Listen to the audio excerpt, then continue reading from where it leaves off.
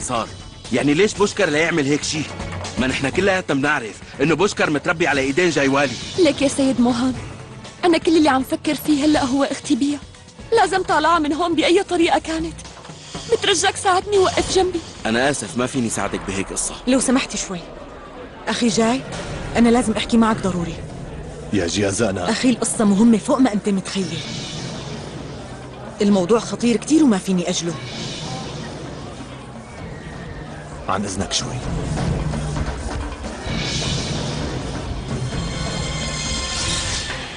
خير جيازة، شغلتي لي بالي. انا بصراحه بدي اقول جيازة شو صار؟ بيا هون يا اخي. شو قلتي؟ بعرف انك ما رح تصدق هالشي لانه انا عم قوله، بس صدقني انا متاكده انه بيا هون. مستحيل هالشي، فهميني شو اللي عم تحكيه. انا عم اقول لك الحقيقه، بعدين انا شفتها بعيوني وهي عم تطلع لفوق. مو مصدق؟ طلعت لفوق على غرفه الاستراحه. ليك جاي انا من واجبي انه خبرك بهالشي مشان ما تلومني بعدين، وهلا خبرتك وصار الموضوع عندك.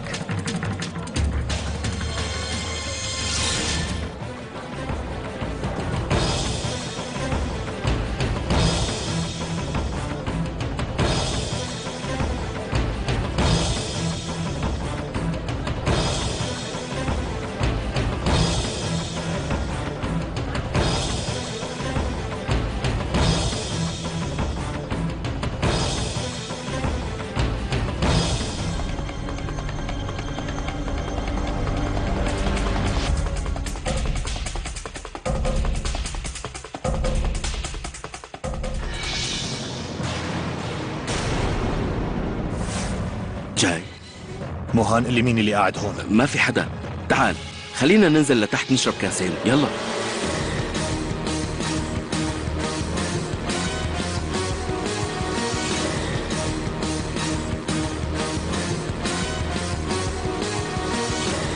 جاي.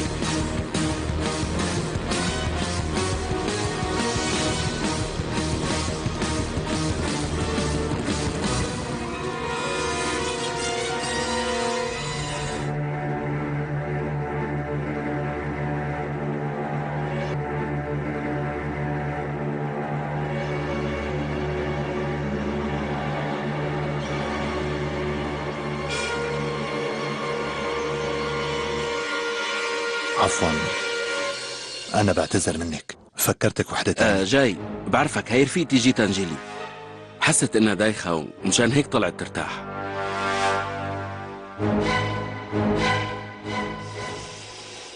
آسف مرة تانية.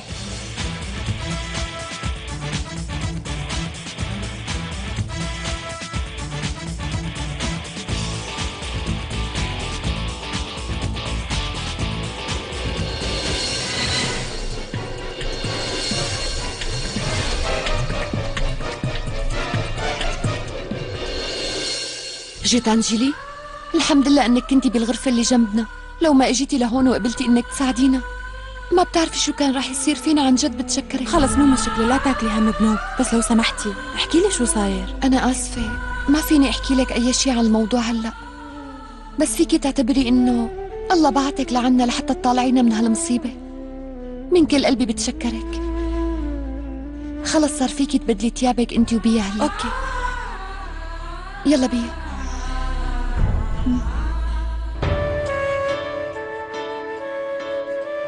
ألف الحمد لله يا ربي. منيح إنه السيد موهان ما خبر السيد جايوالي باللي شافه، مع إنه هو من أعز رفقاته، بس مع هيك ما رضي يحكي له. بس أكيد المرة الجاية ما رح يخبي عنه. لازم خلي بيها تطلع من هون بأسرع وقت.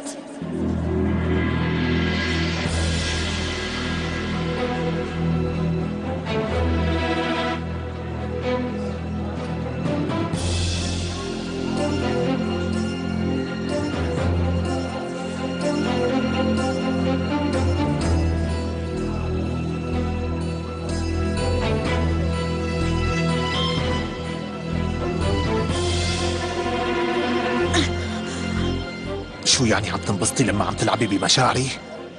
قولي لي شو اللي بدك اياه مني جيازة؟ انا شو ذنبي اخي؟ كنت عم خلص اقول لك. خلاص احكي لشوف ليش مصرة انك تدمري حياتي بهالطريقة؟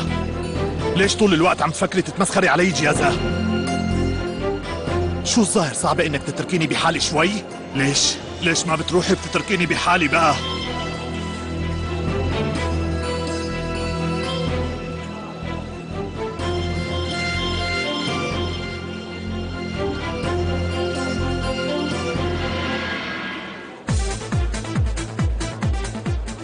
يا جماعة مثل ما بتعرفوا الأخوة بيختلفوا بوجهات النظر أحيانا، بس لا تاكلوا هم، القصة كتير بسيطة، فيكن تكملوا الحفلة.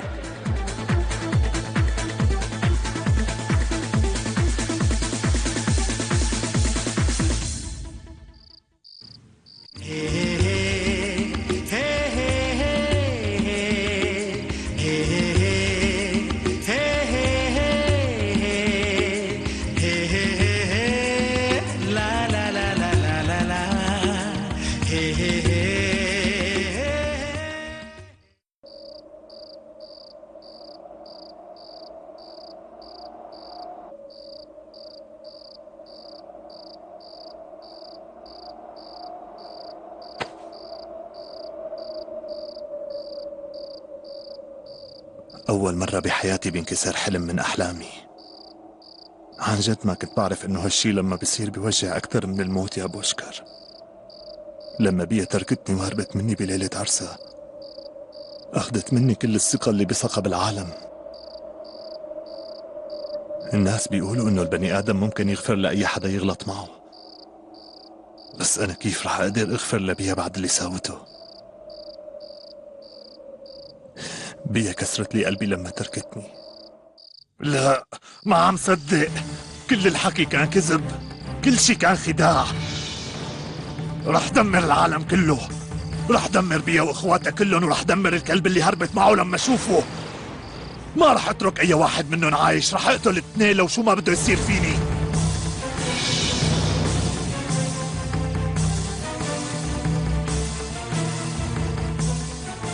شو القصة يا شباب؟ في شي مشكلة؟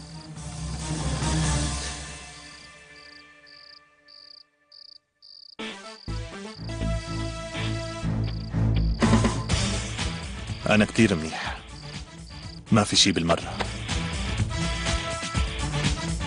يلا شباب، خلونا نروح ننبسط بالحفلة.